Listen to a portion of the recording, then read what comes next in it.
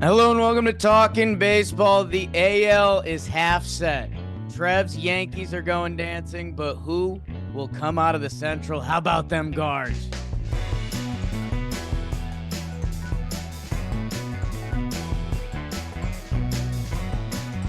Passe. Jose Ramirez? That doesn't work. Oh, that didn't work. Hello and welcome to Talkin Baseball, presented to you by SeatGeek. Code JOHNBOY Playoffs 10. Go see a game. Go see Game 5 in Cleveland. Can't go see any more games in Kansas City, I guess. Sorry about that. Make sure you go to SeatGeek. JOHNBOY Playoffs 10. Put the code into your SeatGeek account. Save 10% off your next tickets, whether you're going to some now or later. That's my favorite feature on it. Trevor, David, Jake, that's me. A fun one yesterday. The AL Central shows out per usual. And the New York Yankees, Trev. I don't know if you heard about this on Baseball Today or if it got out to the West Coast yet, but the New York Yankees are going to the ALCS. They are. I'm very happy for you guys. I told you before the show started, and I feel bad saying this because we do have a lot of Kansas City Royals fans listening. It felt like a little sad, although there were some close moments there yesterday. A couple balls that could have gotten out of the park on a different night. It just felt inevitable that the Yankees were going to move on. Without big series from Bobby Witt, without a big series from Vinny, the Royals just seemed a little bit, overmatched, undergunned, whatever you will. So I'm happy for you guys. A little sad for the Royals, although, dude, what a turnaround season for them. But now you have to await to see who wins between the Guardians and the Tigers. And I don't know who you want, to be honest with you. Yankee fans, the thing I kept saying was take it to Game 5. Because if Scooble and the Kitties got it done yesterday, Scooble could have been lined up for 1-4-7, 1-5-7. Yeah. And he's currently the bad man of this playoffs, and we'll find out if he still is tomorrow night. That's going to be a fun one. The people of Cleveland, I'm a sports guy. Ohio State, basically with one game on their regular season. Well, 1.5 games.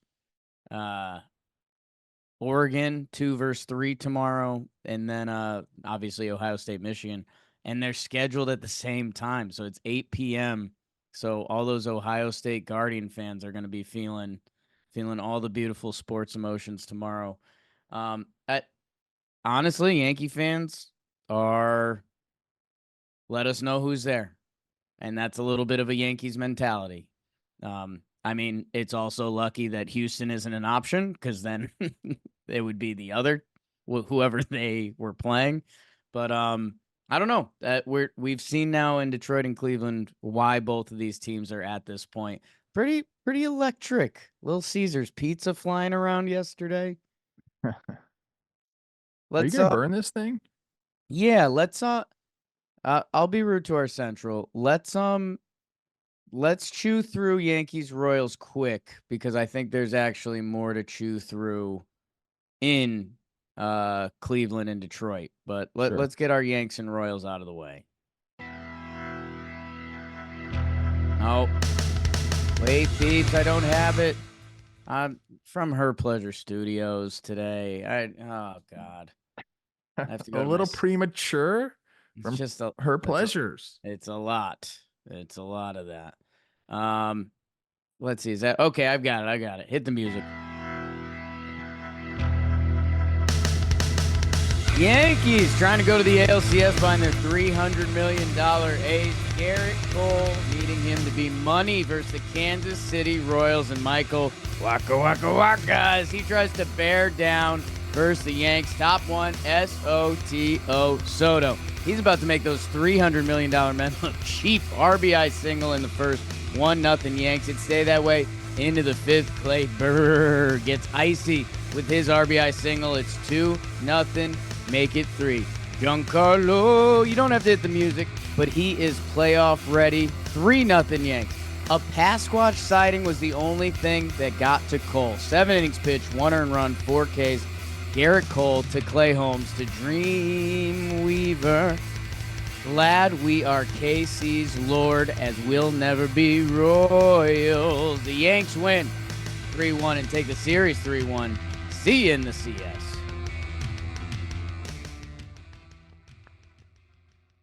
How was that stream last night? There was a couple scares there, Pop. Sure. Yeah, and No, I I know that. think I think what you said, it's slightly dismissive of Kansas City because this was a pitching series. Yes, it was. Outside of the, even game one, I felt like there was a lot of runs that came on whatever plays. Um, that yeah, I mean there was a lot of good pitching. There was some defense, but it was hard to scratch across runs that, if Kansas City runs into one ball, if Kyle Isbell's ball gets out, Rodon, who had the worst start in this series, he would have been game 5 against Cole Reagan. So I understand what you're saying. Like, when Detroit knocked out Houston, and the Yanks were sitting here against Kansas City and, not even Baltimore, who was one of the favorites coming into the year. The American League is lined up for the Yankees, and Yankee fans are horrified to say that, obviously, because that over the past 15 years, if you were to say something like that, you would have been wrong. But this was another Garrett Cole showed why he's that guy, and enough from the Yankees lineup to get it done. Yeah, I think Glaber was a huge part of the series, and then obviously a tone setter for last night's game. He starts the game off, scores on Soto's single. That's awesome. And then of course, in that top of the first, you have Aaron Judge versus Michael Wacha, which is not a good matchup for Judge. He hits into a double play. I just thought that was funny. I mean, you get this start, Glaber double, Soto single, Judge double play. It's just like there are just pitchers, man, that have your number. But yeah, I mean, enough from Stanton comes through like he always has in the postseason. And then you're right. I think, Cole stepping up and putting together a really, really good start, pitching around a little bit of trouble. And then the Yankees have found their bullpen. I think the numbers ended up being 15 and 2/3 innings pitched, no earned runs in the series, which is, you know, I was telling C. Rosie this, like, every single postseason, there's a bullpen that we don't consider one of the best bullpens that comes and just kind of takes over a series or takes over the postseason. And right now, I mean, we know that the Guardians and the Tigers have this great bullpen, but we didn't really have that for the Yankees, and they've been phenomenal. And I think they've been probably the biggest reason why we're seeing the Yankees move on to the ALCS. Yeah, Clay Holmes ends up pitching the second most innings for any Yankee in this series. It was Garrett Cole and then Clay Holmes. So Clay Holmes had been the ire of Yankee fans, slash they wanted to see him in a different role. And you saw him. He kind of was that fireman role. He went back to throwing his kind of turbo sinker as his featured pitch. And Luke Weaver, man, is becoming a star of these playoffs. There's a lot of fan bases. I saw Mariners fans posting some Luke Weaver clips yesterday. Diamondbacks fans are like, wait, who is this cat? Because, over 7, 8 seasons, he was one of the worst starting pitchers in the league. Just statistically based. And he has come in and he's taken over the Yankees closer job.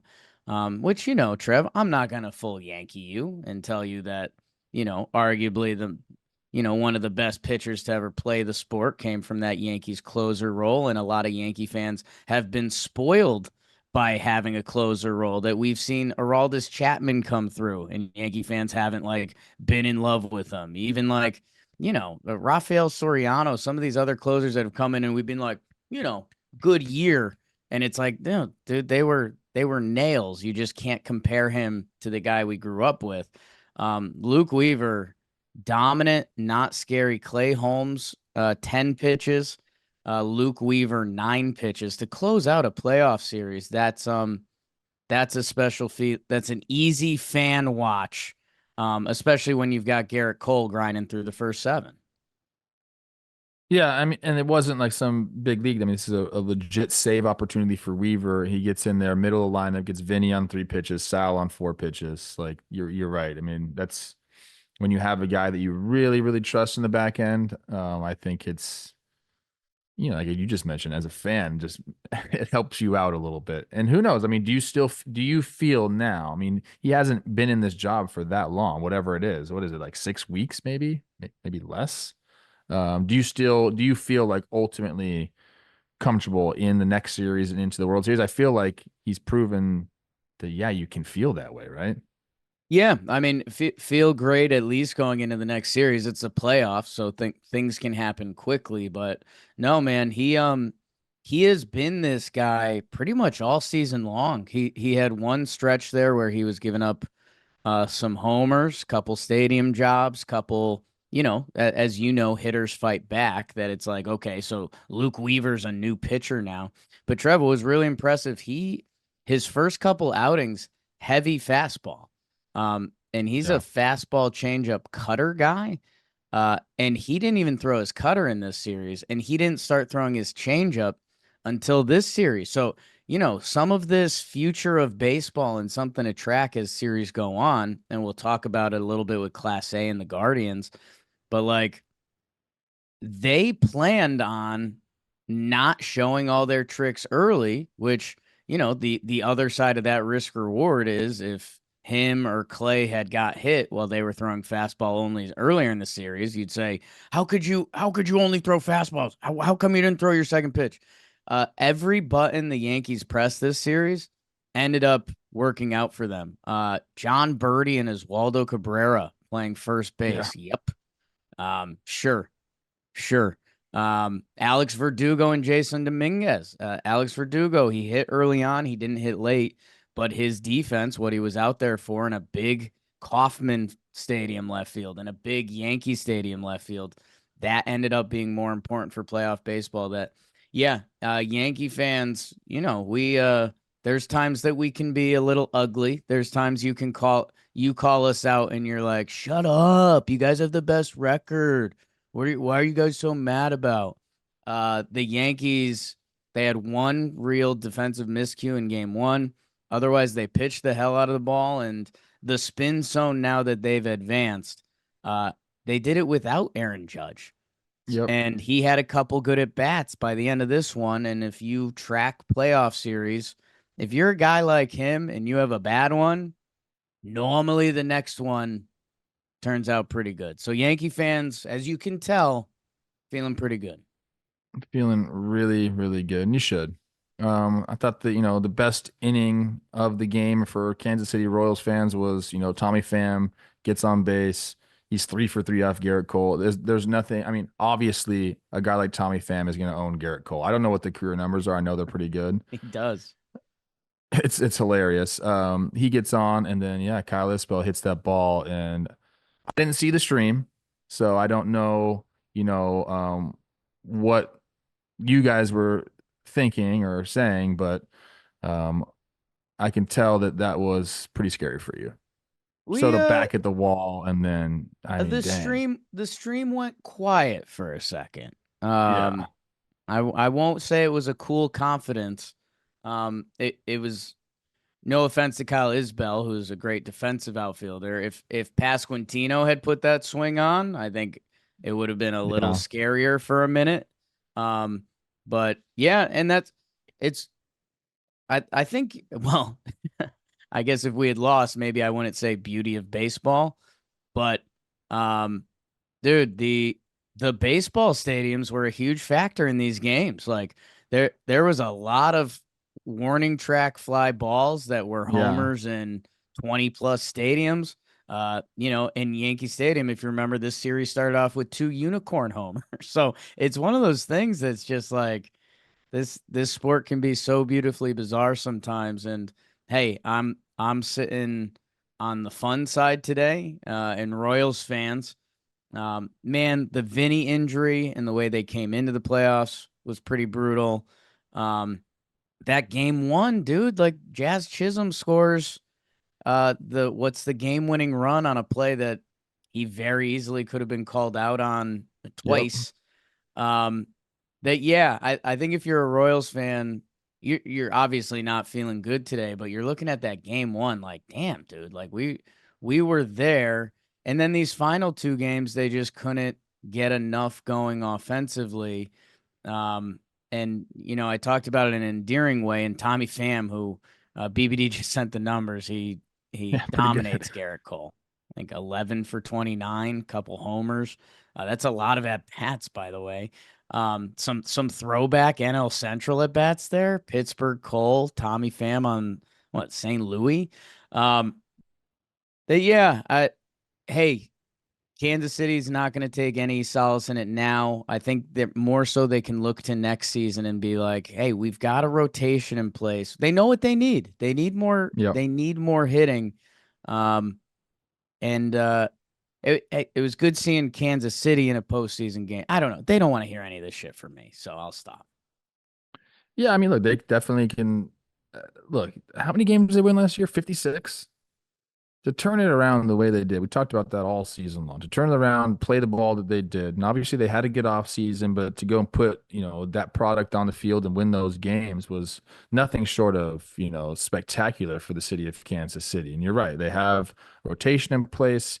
I think they could look back at this series and say, man, like Vinny probably wasn't really healthy. I know he had a double last night, but he didn't have a great series. Bobby didn't have a good series, and I think they are just getting to the postseason was obviously a huge win for them. And then when you lose like this, dude, and you heard Bobby Witt talk about it afterwards, like, this is all we want to do. This is what we need to be doing now. Now it's not about getting to the playoffs anymore. It's like, we're going to be here. How far can we go? It just lights that fire, man.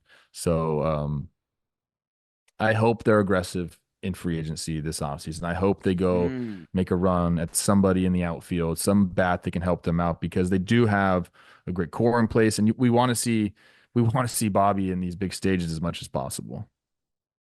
Yeah. Yeah, it'll be a fun conversation. And they went out and they did some work last off season. They focused on the pitching. You got something there. Yeah, would be interested to see what they do with the hitting. And yeah, our guy Vinny P, who even if he was healthy-ish to swing the bat, he hadn't played in games. So like, dude, Yeah, it was kind of he was pulling some balls that he was just absolutely cracking that okay, like, if it was mid-season form, Vinny, does he straighten one or two of those out? sure. And he ends up getting the RBI double after the little kerfuffle in this game. Maybe Volpe with a couple too many pats on the back. Yeah, Uh, those it was heavy padding for sure. it Heavy was, padding right there. this show's about heavy petting. That was a little excessive. It Um, was a little bit. but I think we'll probably do a ALCS preview Sunday morning or something like that. We'll figure it out. Because we don't know who the Yankees will be playing yet, Trev, because we had a fun one in Detroit Rock City last night. It's brought to you by Booking.com. This episode of Talkin' Baseball is brought to you by Booking.com, the official accommodation partner of Major League Baseball. The ML, if you don't know, the MLB postseason is here. Well, welcome for that update. And wherever you're looking to stay, Detroit, Cleveland, San Diego, LA, beautiful New York City. Booking.com has a place for you to stay. Hotels, bed and breakfast, vacation rentals, resorts, whatever you like. The right stay can make you a fan of any U.S. city, even your baseball rivals. Book today on Booking.com and download the Booking.com app. Booking.com, Booking. Yeah, yeah. Let's do some real baseball.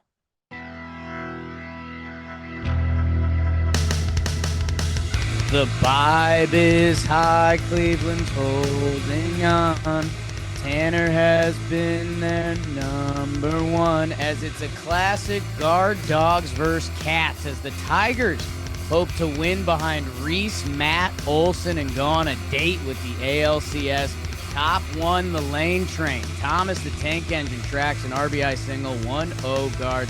Bottom two, Trey Sidney Sweeney gets Detroit fans bouncing around with an RBI sac fly, but they line into a DP to end the inning. tied at 1. It stays that way into the 5th. How are your AL Central third basemen? Ramirez and McKinstry, both solo homers, tied at 2. Bottom 6, Wenzel Perez, Hilton gossips an RBI single. Detroit is rocking its 3-2 kitties. Little Caesars pizza for everyone. The only problem for America's team and the nation's obesity. Do you want fries with that? Pinch hit for David Fry. He gets frisky on Bo Brisky. 2-run homer for the lead. How about a shake and a squeeze for the insurance run? And they needed it because the Cats scratched late against Emmanuel, but Class A was in session late. Guardians win. Game 4, 5-4 final. Did you get bouncing around and DP just real close to each other? That's ridiculous. I didn't even put that together, you know? That's just ridiculous. Jake Rogers. That walrus mustache, bro. It's ridiculous. People are talking about it. Oh man. Trev, where do you want to go? This is a great game. I think these two teams kind of mirror each other and what they try to do. And, I think we've seen that in this series, even with like Vogt versus Hinch and the managerial decisions and all these things, two very, very similar teams, especially the way that Detroit has played the last couple months. So good baseball. I don't know, man. This is kind of exactly what you wanted. I mean, you see Stephen Kwan leading things off, get him on, get him over, get him in. Lane Thomas has always been the guy there in the first inning. But then, the rookie shortstop comes back and ties it in the second inning with the sac fly for the Tigers. And then I thought this was interesting. In the 5th, we have Holton coming in, and you turn Ramirez around righty. Ramirez has owned him. Before that Right. at bat where he hit the homer, it was 4 for 8, 4 doubles. So now make it 5 for 9, 4 doubles and a homer to put him up. And you're like, okay, this is Cleveland, J-Rams here. They're going to do it. But then McKinstry, like you mentioned, just answers back right in the bottom of the 5th. So it's just great, great baseball. Tigers pull ahead. Kind of sucks for them because it looks like Kerry Carpenter is like done. If you pull a hammy, you're probably not going to be playing anymore. He's probably not going to play on Saturday. I'd assume, at least. I don't know the extent of it. But then, where all of this happened, top 7, pinch hit David Fry and AJ Hinch is like, gotcha. Here comes Bo Brisky. And David freaking Fry, man, 2-2 heater, 2 outs down the middle, freaking hits a 2-run homer. And again, Kwan's on base to make it a go-ahead homer. And then same guy that hits that homer, which is, very improbable, if we're being honest, that he did that against Bo Brisky, comes back and Stephen Vogt asks him to freaking bunt first and third. He gets it down for the insurance run. And I was talking to Rosie about that, and he said that he thought that David Fry had attempted one other bunt this season, and he bunted into a double play. So this is like not a guy that, necessarily handles the stick like that. But in these situations, you just got to get the job done when, these situations arise. And he did, man. And to do that, to hit a homer, Jake, to have your team go ahead, and then 2 innings later, lay down a bunt for another RBI. I mean, that's just all-time baseball guy stuff right there. Right? I mean, how many teams in baseball would even do that? Like, I think these two teams, and then like the Rays, like that. Yeah. That's who you're looking at. And dude, David Fry, it was 0-2 in that at bat. He fouls off a fastball away, takes a close one, spits on the slider, and then yeah, it's not an awful pitch by Brisky. It was kind of like a lefty righty swing, like drops the head on it, turns on it, like down and in to a righty that Brisky, who's been great this postseason. And yeah, Fry just epitomizes everything Cleveland's about with that. I mean, his whole season, the fact he was an all-star, into getting the squeeze bunt down in a run that they ended up needing. Yep. because the Tigers get to Class A again, which is a fun storyline for the next game, which we can get to in a little bit. Um, if I'm a Tigers fan, I'm in a dark place today. We're you could say we're a pitch away from David Fry to being going to the ALCS. It's not You exactly got how the matchup you baseball. wanted. You got the Right, matchup you wanted. And it just right. doesn't And work out because that is baseball, man. when you get beat on a fastball over the plate, wherever it is, you go back and you think about that. Um, and yeah, I think the other thing, man, they had Bybee on the ropes in that second inning. That bottom of the second, yeah. He walks Keith, Torkelson singles, walks McKinstry, bases loaded, nobody out. Sydney hits the sac fly, which again is one of those Sydney hit Knox went into center. it's one of those baseball things that's tough to wrap your head around a little bit because you're like, okay, sac fly is good. That's what we got to run home, but the double play is set up, Hold on one and like second. Don't a rod me right now. I'm You're saying what would you rather have had besides the no no sack no fly? no I'm not. A sac fly is still better than a strikeout or an infield Yeah, fly okay. or anything like Okay. that. But you know it. You have Rogers up, Bybee's on the rope, first pitch line out to short, double play. Um, that yeah, Can't get that doubled off. You cannot get doubled off in that situation. That is, I know you're on second base. I know you're trying to get a good secondary lead, but like you just can't get doubled off. You cannot. And he did. I He know, did. I know it's tough because that's okay. So it's Torkelson on second. The line drive is hit ahead of him. You're right. Like there's some base runners there that freeze and get back, and we wouldn't even notice it. Um, for me, I know that speed isn't necessarily Torkelson's game. The place is also rocking. That It's rocking. There's a it, lot of stuff going on, but you just have to. I'm not saying that. I mean, that's going to be a double play, you know, a percentage of the time, right. 100%, not 100%. You know what I'm saying? But you have to know where your infielders are. That's the main thing. As long as you know where Yeah. your infielders are, that's all you have to know. Line drive right to Rocchio, can't get back. That's just things like that kill you. In the fourth, another grounded double play. Like, the double plays, I feel like this postseason, and obviously throughout the season too, but they just kill momentum, man. You get runners on. They're so hard to get runners on in the postseason. And every time you get two outs with one swing, it's like, gosh, man, just absolutely slashes whatever momentum that you've created. Yeah. They God, I mean, and this is, pitching chaos, your favorite phrase. And the Guardians aren't free of it. They just say we have a good bullpen. Um, but Holton, Gunther, Brisky, and Job, uh, the first four relievers out for Detroit, they all gave up a run. So is that seeing them more? Is that a lucky day? I don't know.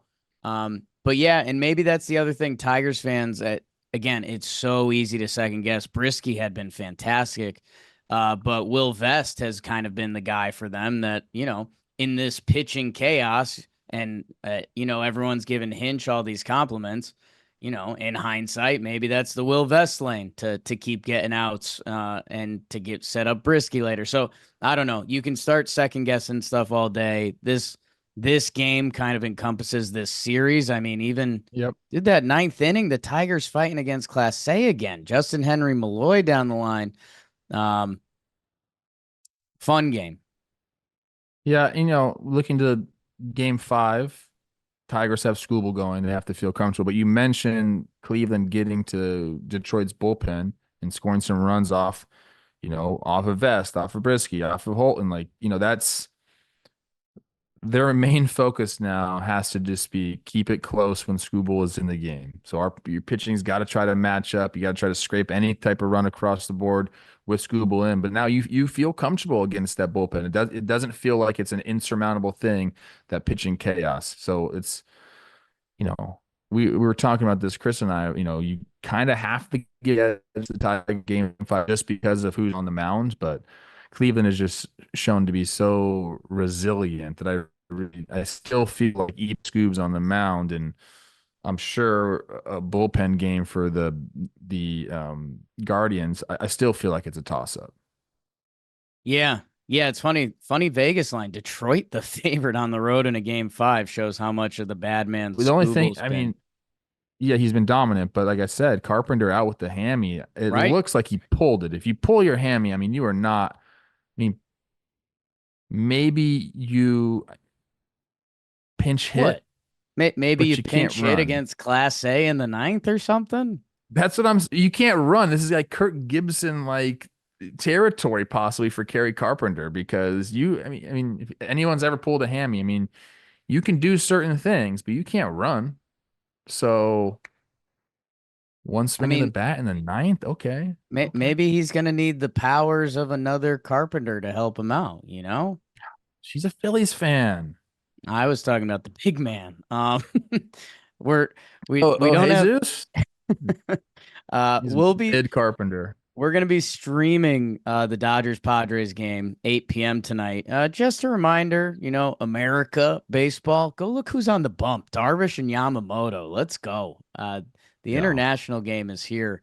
And like every other player on that field. Anyways, that's my WBC rant for another time. For Detroit and Cleveland, um, the over-unders listed at 5.5. Gross. Holy. Scooble, the bad man of these playoffs, is out there. Cleveland's bullpen, and Trev, I'll tell you what, I don't know if this is a fade the fade, but give me the over because I think we've seen these bullpens, and I listened to Chris Rose's ex, Kevin Millar, was on with Okay. my guy Ryan Rosillo. Um, and he was talking about, them facing Mariano. And he was like, this was back in the day with the more unbalanced schedule. And he was like, we we felt we felt comfortable against Mo. We saw him a bunch. He throws one pitch. Don't get me wrong, he's one of the best players to ever play this game, and he's gonna get you out a lot. But we saw Mo more than most that there's if you're a lefty, you might get one or two that drift to the middle. If you're a righty, you might get one or two that drift out to the fat part of the bat. That I mean, hey, dude, the Tigers against Class A, I don't want to say it's apples and apples, but even him at this point, like I don't think he's as bad of a man as he normally is. Yeah, as much as these bullpens have thrown, yeah, they are seeing the advantage, however slight it is. I mean, you start to gain more of an advantage as a hitter. You still behind the eight ball, but yeah, you see pitches, you understand, what you have to do, what a pitcher's trying to do to you, and it's just the visual aspect of it. Um, we could see some runs late here. That's a prediction for us, I think. Mm, Scooble is going to be nasty, bro. I don't care. yeah. Um, but runs late will be a lot of fun. And I would like to see, if I get one wish, I think I would like to see a Kerry Carpenter at bat for the Tigers. Just Okay. hobbling out there. I mean, think about that. Kirk Gibson threw out the first pitch yesterday, didn't he? Hmm. Hmm. We're going to see it. Yeah, let's Kerry Carpenter pinch hit at bat would be interesting. Jose Ramirez joining the series. And him hitting Yeah. righty versus Scooble. They're gonna need something out of him. David Fry, being their verse lefty guy. It's teeing up to be a fun one, man. And you know, let's God, I don't know. It's one game, and these teams. I I guess love We I got two game fives, Pop. This is what we wanted, man. Anytime you get something like this, it's great for baseball. God the baseball just like the what do you want to call it? Like the stamina. If it was a video game, Tarek Scooble's stamina meter of like how long can this dude stay in this game? Because whoever comes out of Detroit's pen and like Vest has been incredible and they got a bunch of guys, it doesn't matter because They're not as as good as long as you've Scooble. as long as you've outlasted Scooble, now you have a chance to run. That if they have the lead by the time they get Scooble out, or if it's close, things just start tipping Cleveland's way, it's going to be a fun one tomorrow night. Didn't Scooble tell the Cleveland fans to shut the F up too? Like he is not bothered by pitching in that ballpark. Well, dude, again, this is where I'll anti-Yankee my stuff. Like, imagine the hubbub that would be around Tarek Skubal if he was on the Yanks or the Dodgers or blah blah blah blah blah. Instead, it's in Detroit, and it's like he throws these great games. He gets a big double play and tells the stands STFU, and we're like, wait, look at this guy now. It's like, no, he's the best pitcher in the American League this year. Like, that's Yeah, it. he's unanimous Cy Young winner this year. He's a stud. I'm very curious to see if AJ lets him pitch through some trouble, say in the sixth inning. Does he let him Right. continue to go because he's Tarek Skubal, or does he say, "Hey, look, we have this pen. We're going to deploy it. I like this matchup against this right-handed hitter better." I feel like it doesn't matter lefty righty. Like Skubal's your best option. It's your best option. So he's going to have to deal with those decisions, and it's going to be interesting to see when, if he chooses to go to the pen, when it is, and that it cannot feel good to take the ball out of that guy's hand. I don't care who you're giving it to. He's your guy. And Trev, I just got excited. Well, you and I went from maybe managing bench coach for the Twins, and now it's looking like we're gonna be an ownership group. So Yeah, let's probably. let's see how Hey, that play. let me tell you something. If you don't think I've been making calls already, you're crazy. I know it. Just get me in that action, pop. Um, No, I got 5 on it. special advisor. Um, I guess do you have anything to say about? And I think this is a baseball conversation that if we needed to kill an hour, we could. But for Scooble in this game, the balance between attacking early in the count, but knowing if you give this guy 2 7-pitch innings, you might see him until the eighth. So like, what's that balance like for a hitter actually going into the game? I mean, in my mind, you go attack because it doesn't matter. You try to work the count against this guy, he's just going to fill the strike zone up. And Right. he's built up where he can go 100 plus pitches if he wants to. So what's the difference? I would still stick to my game plan. Some guys are going to go attack him early, other guys are going to want to see him.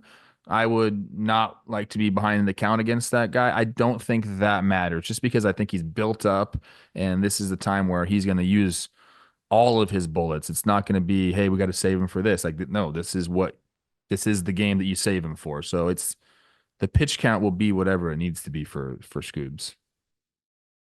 I don't love that update for Cleveland, if I'm being honest. But Don't go you out and don't get you him. think like if this guy threw a complete game and threw 115 pitches, I would not be surprised. Yeah, I mean, dude, it's a mental mind f, especially for fans, because especially a team like Cleveland, where the bottom of the lineup hasn't exactly been killing it. Like, at a certain point, does a 5-pitch strikeout for someone in the bottom of the lineup go further than a 2-pitch chopper to third? And I know that's not how it works, but in a way, it kind of does. I wouldn't be surprised on Cleveland's side if we saw some bunt attempts for a base hit. If we just tried to just get him uncomfortable, get him off the mound running around. I think that's something that you have to do. You can't let him settle in. If you start to see him settle in, you gotta, even if you're just gonna give up an out with a bunt, like make him field something, make him do something to disrupt his rhythm. I'd assume also that we're going to be bunting guys over in these situations. Not you can't think you're going to string together 3 hits. Like you if you get somebody on, you got to either steal a base or you got to bunt them over because you cannot string together hits against this guy. I would imagine Bo is talking to his offense saying, "We're going to scratch and claw for 1, 2 runs against this guy, and that's going to come, playing small ball." I mean, that's you have to do that against him. Man, and the other, I guess my final thing on this, while Vogt is going to be handling essentially a full blown bullpen game, Uh, and how ironic that again the Tigers and pitching chaos. Hey, get us as far as you can, dude.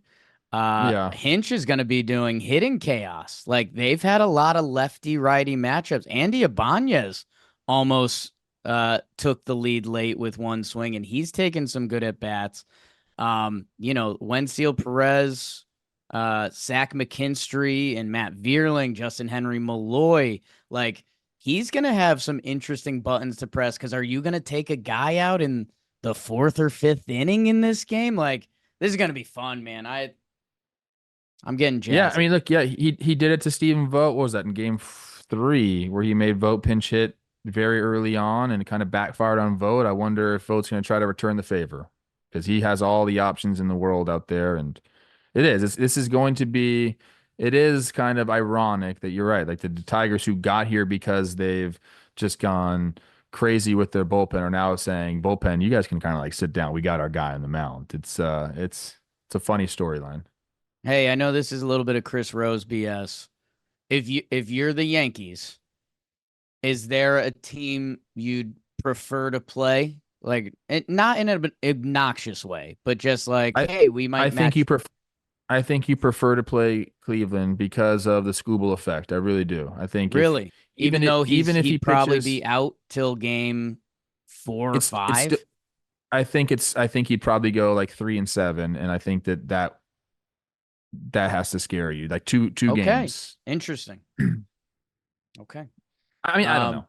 yeah, no, again, that's not shots at anyone. I was with that. If Cleveland, if or Detroit won the last game and they had Scooble Yeah. lined up 1-4-7, it's Yeah. different. And all that being said, Jose Ramirez clicking in like Quan. These guard dogs find a way. Um, again, we'll be streaming on JM Baseball tonight. Dodgers, Padres. Oh my God. One of their season ends. The other Can't one wait. becomes like a World Series favorite. And then we'll be streaming this one tomorrow too. So get ready for that. Enjoy the baseball, everyone. Whew. Otani Homer? Sure. Probably. It's in the script, right? Did you get that? I think Otani Homer against Tanner Scott is coming. He's owned him for so long. Oh, I think Otani makes an investment. I'm just saying. He's playing the long game. Maybe. that place is going to be A real long game. And a game.